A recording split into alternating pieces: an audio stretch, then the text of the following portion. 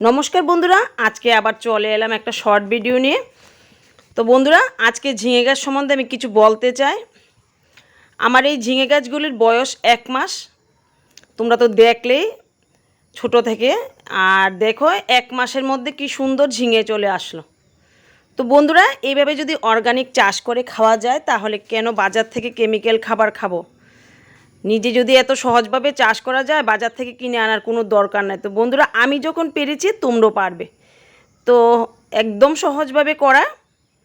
আর দেখো গাছটা ফুলে ভরে গেছে, পুরুষ ফুলে। যত পুরুষ ফুল থাকবে তত ঝিঙে ভালো হবে। আর দেখো বক্সটাতে আমি একটু কিচেন ওয়েস্ট দিয়ে হালকা মাটি দিয়ে এই বীজগুলি রোপণ করেছিলাম।